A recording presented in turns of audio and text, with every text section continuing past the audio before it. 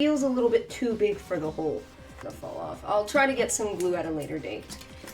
Oh, there we go. In the back, there's a very, I don't know if you guys can see it. What do you think? Should I return it? Hi everyone. So today we're gonna try out something new, I guess. I was shopping today and I found a Miku figure. And I started to unbox her and then I realized, I could make a video out of this. So I thought that I would just show the unboxing this Miku figure that I picked up for $32.99 Canadian at GameStop or EB Games. It's based off of this artwork. I'll find out the artist later. So, it seems that it's called Hatsune Miku Banpresto Evolve Clearluxe EmeraldGem figure.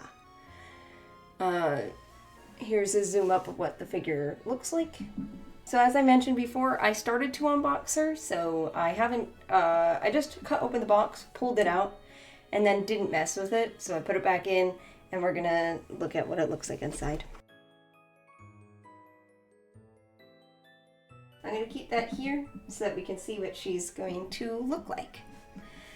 I really like, I was really drawn for like her braids here, how her pigtails are braided, and she has a semi-translucent skirt, and then these really, really tall, high boot, like heel things.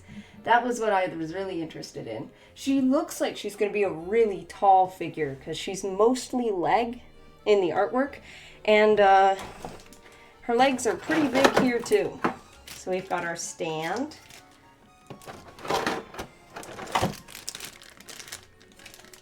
The tall legs. She has a removed arm. The big part of the figure is here with her head and torso and dress. And then on the back of the plastic, we have both her pigtails and some pieces of the bow that goes on the back of the dress here. So let's try to unwrap her. We'll start with the head and torso. So it's really, really clear. She's got this semi-translucent design in her hair as well, in the front pieces here. A cute little smile, big ol' eyes. She's got a ruffle down here that goes around the back, and a crop top underneath that you can see is cropped just here. I really like the translucency that they used here. A lot of the time, the translucency I see on figures is, it looks cheap. This one doesn't, and it's actually kind of bendy. They made it out of something, I wouldn't bend it too much, but it has a softness to it that you can see here. Next, we have her beautiful legs, which are much taller than the torso, but that might be to do with some of the heels we have here. So I'm gonna cut it open. And there we go, she's got a stocking here that is torn, and the heels use the same translucency that she has going on with the skirt, and a huge diamond belt buckle, and the shorts match her crop top underneath. Next we have her hand. It's got this big bracelet. It's going to reach out from her shoulder here. And then we have the very long pieces here for her pigtails and the bow in the back. We've got one pigtail here that is much taller than her torso, but it'll go about the same length as her leg here. The other one. Here's the back bow with one of the tails, and then the other one will fit in right here. Finally, we have our stand, which is a clear plastic with two places for her shoes. Okay, let's put her together. We have a hook here so that these two pieces can be placed together. The dress is slightly off. So here I think we have a bit of an error of some sorts. In the back here, the dress cutout doesn't match the hole in the figure, and it's actually causing problems with putting the legs on underneath here. So I'm gonna see if I can figure it out. I might need to push this back a little bit. So, I spent a good 5 minutes pushing on her legs here. For the most part it worked out. You can barely see the seam here, but in the back there's a very, I don't know if you guys can see it, but there's a very visible seam here where there's space in between the two pieces, and from the back it can be seen, but from the front it can't. I do wonder about the decision to have a belt buckle underneath, especially with the plastic being so thick here. We can't see it anymore because of that. And it looks like, at least with the placement of this plastic, while I was pushing it around to see if I can move it more left so that it can fit with the hole properly, these two pieces separated. So it does have a factory error, at least with the see-through pieces here. I do wonder if it's from this air bubble here. So there's a slight air bubble of white bubbles here that has possibly pulled it this way. Because it sort of puffs out, and I think it may have pulled away from the ruffle here because of that air bubble there. So we'll deal with the bow now, I think, before we put on anything else, to see if it'll fit in there, but it doesn't quite line up, so we'll have to see about that.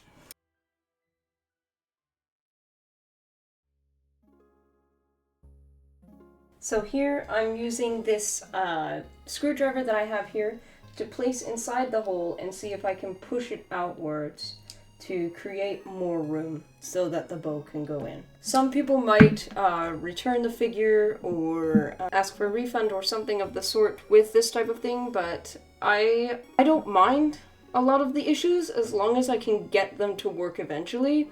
But for a $40 figure like this one, I would have expected better quality. So, it's supposed to sit like this, but I unfortunately wasn't able to get it to work.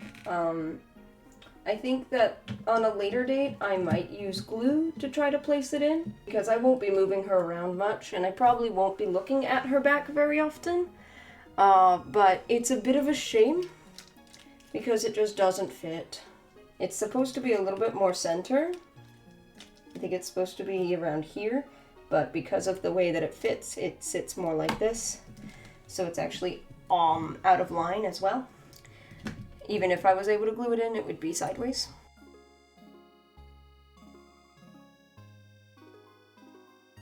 So that's the first one in.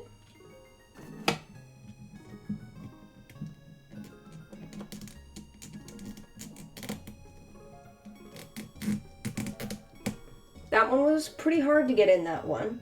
It feels a little bit too big for the hole. And now for her arm.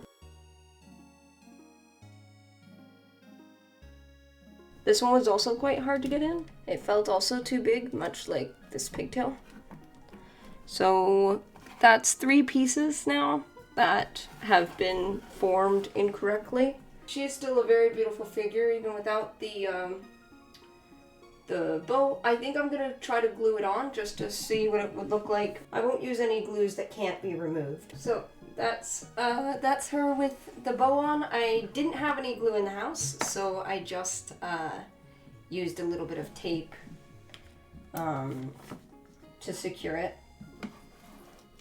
And it isn't very good, so if I move her very often, it's just gonna fall off. I'll try to get some glue at a later date. Oh, there we go. But that's a pretty big shame, actually, for an official one, because it feels like this many mistakes feels like a bootleg issue. And it feels like something that you would get from a bootleg site. But it was being sold at the store, and it looks official, but it doesn't feel it because of all these multiple mishaps. Everything felt too big for this placements, and it just didn't go in easy, and this bow issue. But she's gonna go on my shelf. I think she's my tallest figure. I don't know if she's gonna fit on my shelf, if I'm gonna be honest.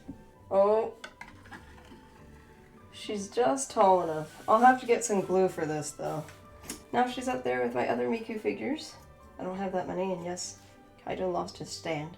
you know, even with the bow being gone, she's still really pretty. I'm definitely gonna get the glue to see if I can get it on there because it looks better by far with it. But I love the braided pigtails. I love this part and these shoes. Look at those. What do you think? Should I return it?